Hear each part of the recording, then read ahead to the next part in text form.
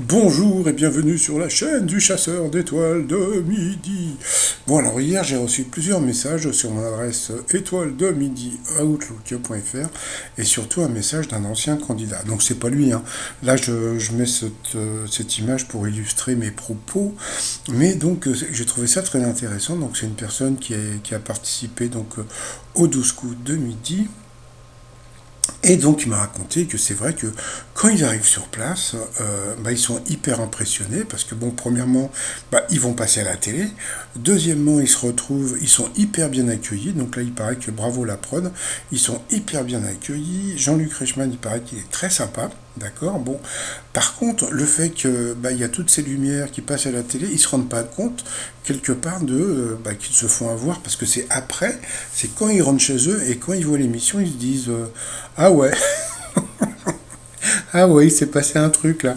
Et donc c'est pour ça donc j'ai trouvé ça très rigolo ce message de cette personne voilà qui a participé donc aux 12 coups de midi et mais qui s'est rendu compte qu'après, mais bien après, hein, c'est-à-dire que bon peut-être un mois après que quelque part il s'était fait avoir, mais bon quand je dis se faire avoir, c'est bon c'est pour tout le monde pareil, hein, donc le maître de midi actuel, le jour où il sera délogé, le prochain aura les mêmes avantages. Donc voilà. Et donc, alors oui, tiens, justement, en parlant du maître de midi, c'est pas le premier qui me dit que, eh bien, il se la pète sur place, vous voyez, donc parce que bon, à la télé, on a l'impression qu'il est hautain, etc. Il est pareil dans la réalité, c'est-à-dire que dans la réalité, il paraît qu'il se la pète, donc il fait genre, je suis sympa avec Jean-Luc Reichmann, il rigole, etc. Mais il paraît qu'avec les autres candidats, genre, c'est moi le patron, donc bon, j'ai trouvé ça assez bizarre. Donc voilà, donc c'était juste, pour vous parler de ce candidat donc, qui avait participé aux 12 coups de midi et qui, après l'émission, s'est rendu compte, un mois après, que c'est vrai qu'il avait eu des questions qui étaient beaucoup plus difficiles par rapport au maître de midi. Et donc voilà, donc ça m'a... Voilà.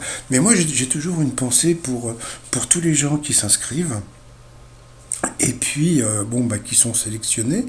Et du jour où ils sont sélectionnés jusqu'au jour du tournage, je me mets dans leur tête, vous voyez, donc de me dire, je sais pas, ils doivent rêver, voilà, là, c'est super, je vais battre le maître de midi, etc., etc., puis je vais gagner plein de thunes, et puis des vitrines et tout, puis ils arrivent sur place, et puis ils se font avoir, et ils repartent avec un mug, ou bien le nouveau Teddy, tiens, j'ai vu que Jean-Luc Reichmann avait balancé un nouveau Teddy, donc c'est sympa les Teddy, mais bon, avec les 12 coups de midi, quoi, bon, je sais qu'il y a des gens qui voudraient bien l'avoir, hein, ce Teddy, hein, donc, mais bon, parce qu'il y a plein de gens qui aiment bien avoir des trucs comme ça avec les trucs de la télé. Moi c'est pas de, comment dire, c'est pas que j'aime pas, c'est que moi j'ai bossé, j'avais une boîte de cadeaux publicitaires, donc moi tout ce qui est truc avec des logos, franchement, voilà quoi. Donc bon. Allez, sinon je vous dis à tout à l'heure pour mon petit résumé des 12 coups de midi. Et puis si vous devez participer aux 12 coups de midi, eh bien ne rêvez pas trop, mais sait-on jamais, parce que bon, comment dire, c'est vrai que c'est bon de rêver, mais des fois, faut pas trop rêver. Allez, à tout à l'heure, bye bye.